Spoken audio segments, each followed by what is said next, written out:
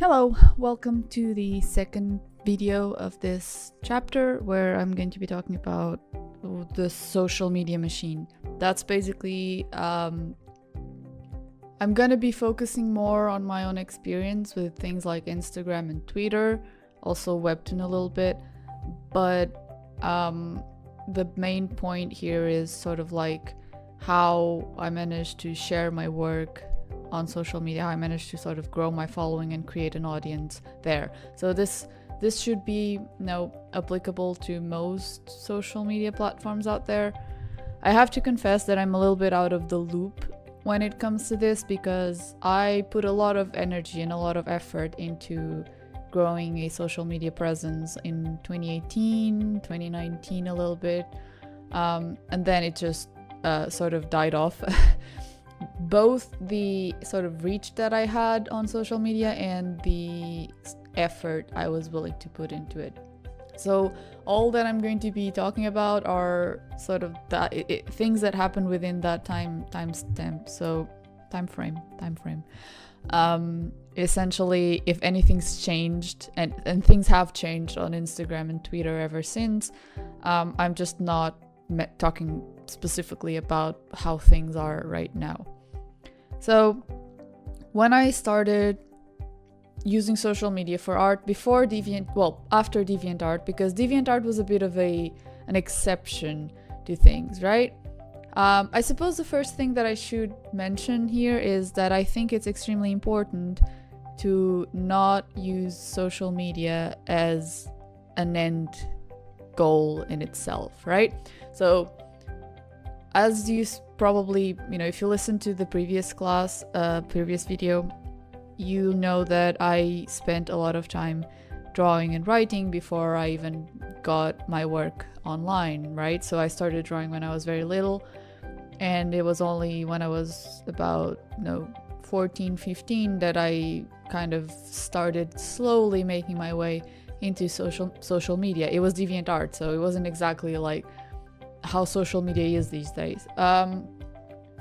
So I only started sharing my work then, and even then I wasn't trying to get a lot of attention out of it. I was mostly looking for constructive criticism and people to connect to because I didn't know artists in real life.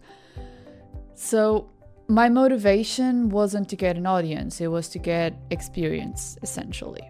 And I think that's helped me a lot. And this is something that I know it's very hard to do these days. And I see a lot of very young people coming to me like, hey, how do you share your art online? How do you create a following?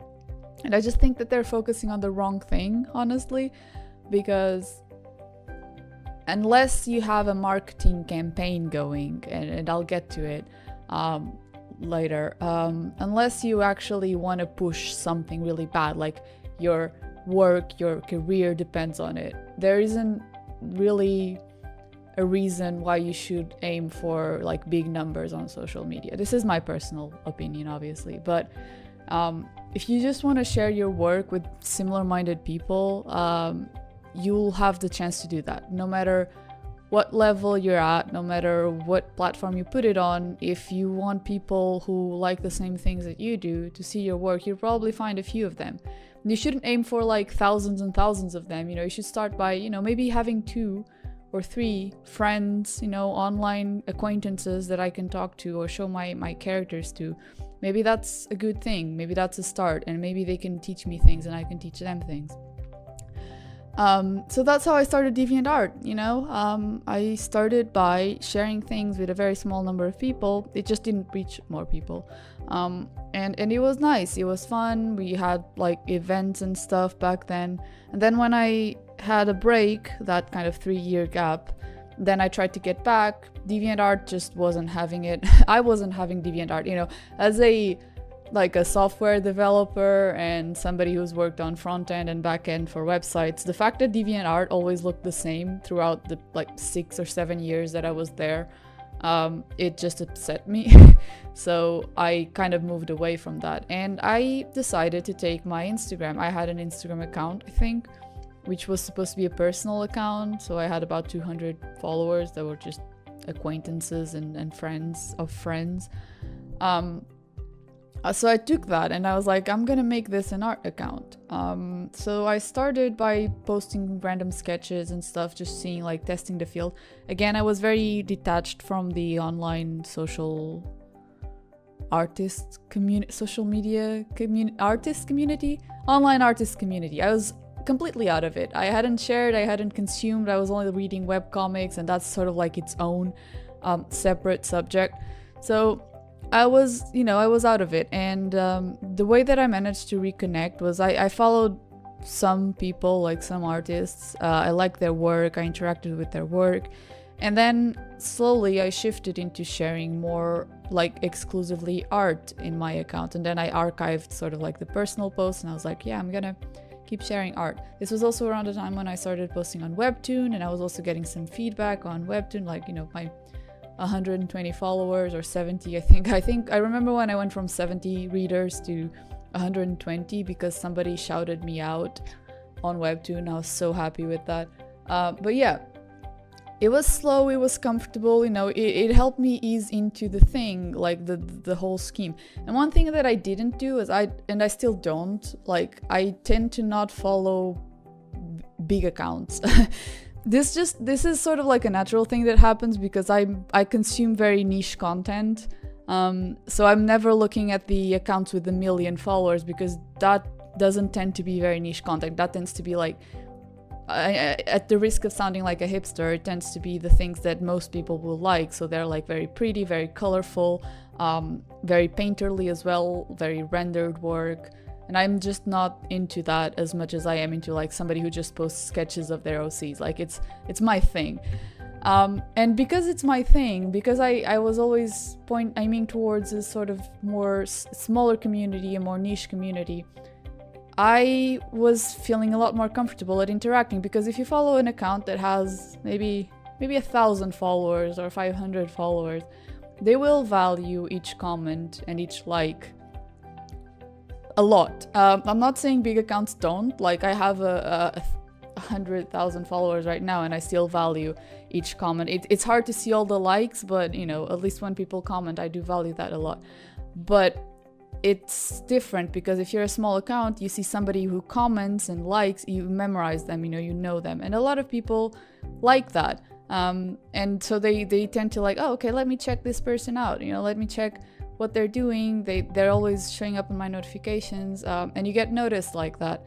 That was the first step of sort of growing my audience. I was still just posting sketches, stuff that I wanted to do.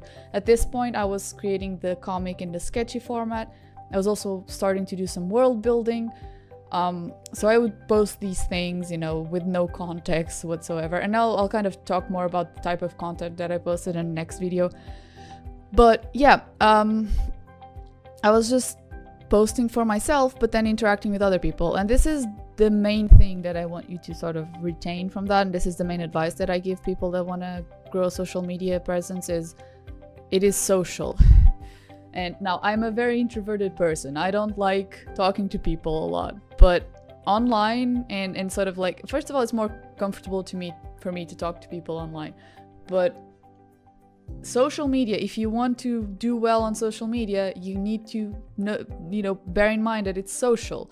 So you can't just post your work and expect people to come to it. You need to comment on other people's work and sort of become invested in it as well. Like, I'm not saying just comment, hey, this is nice, check me out.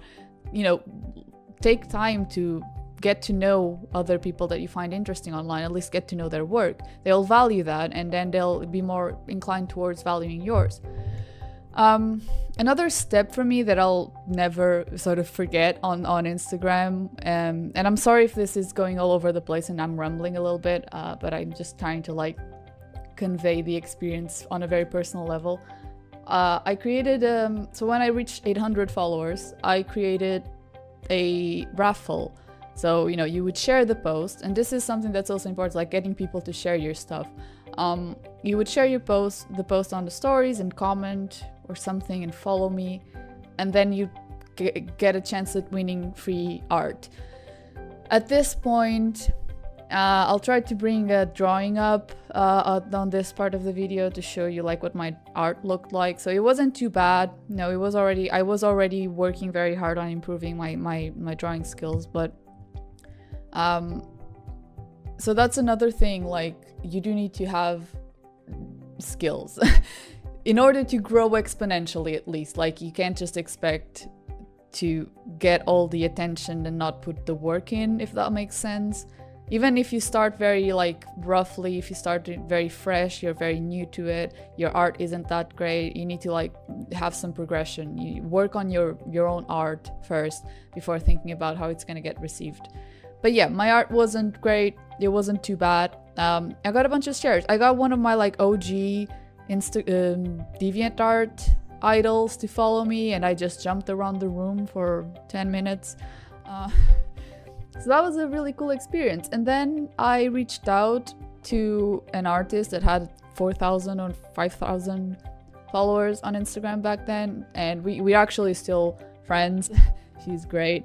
But I replied to a story about something that we were both into. Like she'd posted something and I was like, hey, like I like this too or something. And it's a hit or miss, you know, some people don't like it when you reach out to them, and that's fine. You know, you can reach out, they might not reply or just reply with like a very like, you know, short, quick answer, and that's fine. You shouldn't insist in those situations. But this girl was really friendly, and we started talking and we became friends. And then I kind of realized that this is another key aspect of using social media as an artist, is you gotta make friends, not just interact with other people's content, but like create mutuals, push each other's work. You know, I started sharing her stuff and she would share mine. You know, we drew each other's characters. Through her, I got to know other people, like other artists and friends of her as well, who were also great people. So I was really lucky because I created like this community. It was a small community, you know, it grew steadily, but I never had a big jump in followers. It was always like building up. And one thing that I did was kind of not exclude anyone from the community, you know. So I would talk to big artists, I would talk to small artists, and I still do that, you know, to the best of my ability. I still like to engage with people all over, not just people whose art I necessarily like or whose accounts are big or small. I'm like open to supporting people, and I think that is the work that you got to put in terms of socializing and social media. You know, you got to support people in order to get supported. And it's the same thing with Twitter. So I left my Twitter was dead for most of my like art journey until like last year maybe, or the year before. But it was, what I did with Twitter was basically the same thing. I know, like I supported people. It's harder for me to kind of be very loud on Twitter, like commenting on people's stuff and such, because Twitter is a very public place. Like you gotta be friendly, but with social media it's important to also not be overly friendly or overly personal on things. So on Instagram, for instance, if you've got a 24-hour story up, you can be a bit personal, you can be like a bit friendly, you can talk to people, you know, without being super professional, because it's only going to be there for 24 hours. And, you know, if you're not being very controversial or saying anything that you shouldn't or that it's too personal, people like this, it's relatable, you know, you're kind of just sharing something that, you know, for a relatively small number of people. On Twitter, everything's permanent, so just be careful with that. Like when I say make friends on social media, always bear in mind that they're people, right? They're still people that you would see on the street and you would like maybe talk to, maybe not talk to, but just kind of before you reach out to somebody or before you comment something, just bear in mind that there's a person on the other side, and be careful with that. In terms of the actual content and like scheduling and all that, you do have to work with algorithms quite a bit. I did that with Instagram. So when I was boosting myself on Instagram, I was posting twice a day sometimes because I had a big output. Like I would finish a drawing in 40 minutes, so I could make 2-3 drawings each day.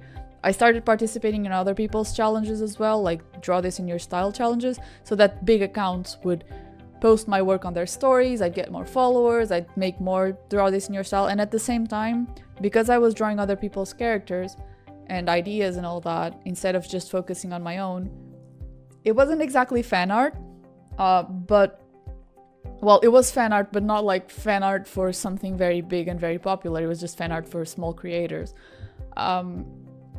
It helped me play around with my style a lot. I played around with a lot of coloring styles. I played around with a lot of just drawing styles in general. And that helped me improve really quickly. Like I was producing like 2-3 completely different characters each day and testing myself. So my art improved a lot during that time. And this whole thing, like the whole boosting my social media thing, was because I wanted to launch my comic. So if you remember from the previous video, in 2018, I took the year to create like world building and to work on my story before I relaunched the comic. And I was like, I'm gonna make a name for myself on social media so that when the comic launches, I can tell people, go read.